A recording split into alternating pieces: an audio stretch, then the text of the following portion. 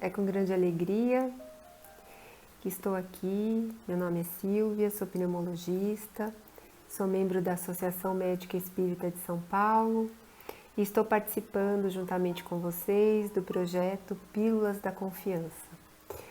Este projeto está usando como exemplo o livro do nosso querido Andrei Moreira, psicografado por ele, pelo Espírito de Dias da Cruz, e ele foi um livro editado pela AME Minas Gerais.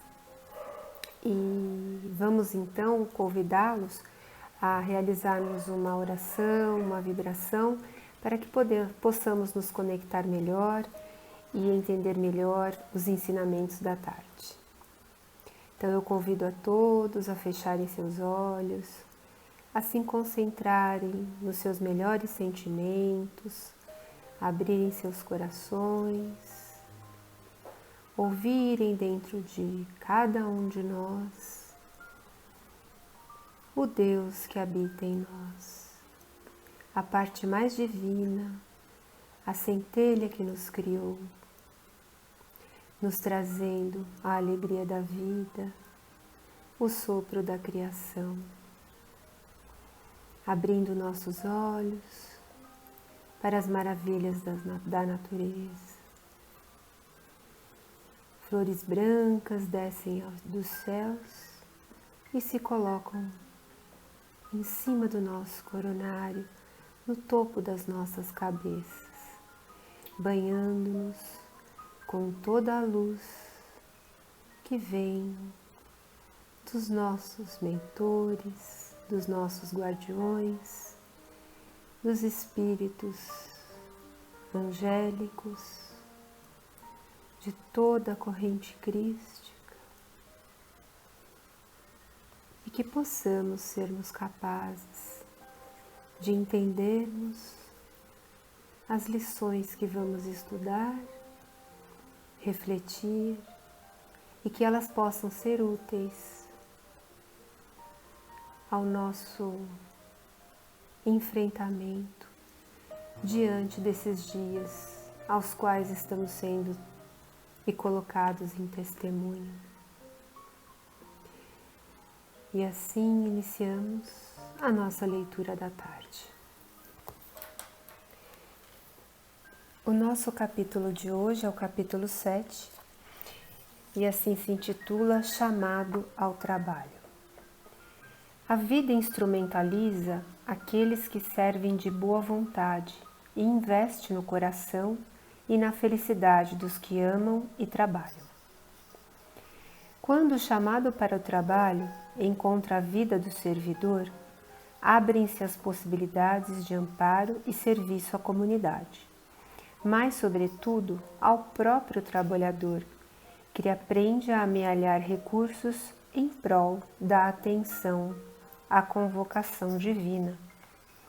O chamado aos deveres não aparece para a criatura que já se encontra pronta ou preparada, mas se apresenta para aquela que está lúcida e desejosa de servir, qual a trombeta que soa conclamando os guerreiros à luta.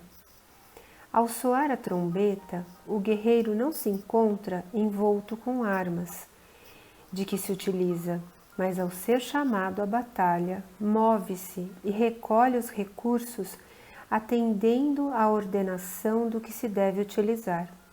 Para a refrega. Não é diferente na vida do discípulo do Evangelho, chamado a amar e a servir, que deve buscar capacitar-se com os recursos adequados e munir-se das condições exatas para oferecer o melhor de si em tudo o que faça ou venha a ser chamado a fazer, em nome do bem. A vida instrumentaliza aqueles que servem de boa vontade e investe no coração e na felicidade dos que amam e trabalham, esquecendo-se de si mesmos para socorrer e amparar, confortar e instruir os seus irmãos de caminhada. Achei muito oportuno o texto onde fazemos a leitura na tarde de hoje em momentos que possamos estar refletindo como vou trabalhar nesse momento onde eu estou preso dentro da minha casa, como vou poder fazer alguma coisa diferente ou poderei ser útil uma vez que estou impossibilitado de ausentar-me de casa, de estar em contato com outras pessoas, de estar em contato com atividades mesmo do próprio trabalho material ao qual abraçamos. Mas aqui talvez seja um grande convite que estamos recebendo da espiritualidade para uma autoavaliação e um trabalho que possa vir de uma avaliação de nós mesmos, das nossas condições como trabalhadores. Aqui o texto nos diz: o chamado do trabalho encontra a vida do servidor, abrindo-se então possibilidades de amparo e serviço à comunidade, e que isso acaba a ajudar ao próprio trabalhador, que amealha recursos em prol da atenção à convocação divina. No momento em que estamos sendo afetados por um vírus que acomete toda a humanidade, nós podemos perceber aqui que estamos todos sendo convocados.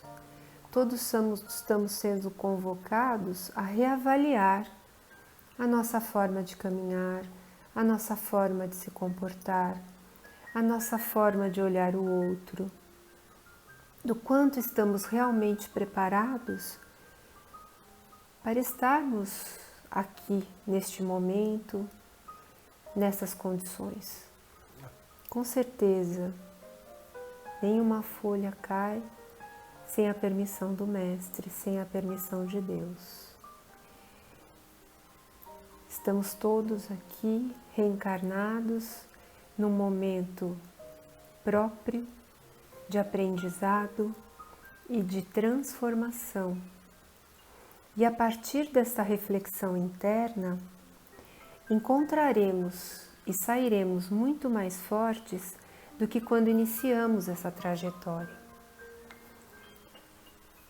Grandes calamidades, grandes flagelos têm o objetivo não de nos fazerem sofrer, mas de nos fazer aprender com o sofrimento, aprender a termos maior resignação, a termos maior atenção conosco mesmos e com os nossos semelhantes, aprendermos a ter paciência, a desenvolvermos o que a gente chama a ciência da paz. A paciência nada mais é do que estarmos mansos e em paz diante daquilo que está acontecendo conosco. Então aproveitemos esses momentos para refletirmos sobre o quanto estou preparado para essa convocação divina. Ao mesmo tempo, ele mesmo comenta que muitas vezes o guerreiro é chamado a lutar e ele ainda não está com as armas ainda completamente preparadas ou ele está totalmente inteirado no trabalho que ele vai realizar. O importante é que você esteja com olhos de ver, ouvidos de ouvir e que você tenha o desejo de servir, mesmo sem ter totalmente as condições de realizar essa tarefa. Então, o que eu posso dizer para cada um? Que esse chamado a servir e a amar pode ser o nosso trabalho nessa quarentena, o nosso grande trabalho de autoconhecimento, esse trabalho que a partir do momento que eu sei o que eu sou, de que forma eu sou, como eu me comporto, eu posso em algum momento depois ou até neste mesmo momento ir ao encontro do outro. É um momento do exercício da compaixão, ou seja, verificar a minha fraqueza e reconhecer no outro a mesma fragilidade que nos faz sermos seres humanos e estarmos todos diante de uma grande adversidade. É o momento de pensarmos na caridade como a maior das virtudes e que essa caridade possa ser conosco e a partir daí que ela possa significar aquilo que Paulo, nosso querido Paulo de Tarso, nos coloca, que amor, que a caridade é o amor em movimento, é a prática do amor. E essa prática pode ser apenas numa vibração de fé, num telefonema para um amigo que possa estar precisando, numa reunião onde possamos nos encontrar, mesmo que virtualmente, e realizarmos o culto do Evangelho. Através de tão pequenas coisas, a nossa vida pode se modificar uma vez que ouçamos a voz dos nossos corações. E aqui, mais do que tudo, Ele nos coloca, que nos amparemos, que nos confortemos e que nós tenhamos a capacidade de nos instruir. E assim conseguiremos sermos todos irmãos desta grande caminhada. E eu gostaria de encerrar as nossas reflexões de hoje com as palavras do nosso Mestre sobre o texto sobre a caridade, que a caridade é sempre paciente, é branda e benfazeja, não é invejosa, não é temerária, nem precipitada, não se enche de orgulho, não é desdenhosa, não cuida de seus interesses, não se agasta e não se azeda com alguma coisa, não suspeita mal, não se rejubila com a injustiça, mas se rejubila com a verdade. Tudo suporta, tudo crê, tudo espera e tudo sofre. E assim, agradecidos pelos ensinamentos que ouvimos na tarde de hoje, nos conectamos em vibração pelo nosso planeta Terra, por tantos que sofrem e precisam do amparo, tantos que precisam da nossa vibração, do nosso amor, da nossa compaixão, que possamos seguir o exemplo de Jesus e amarmos uns aos outros, como também amarmos a nós mesmos.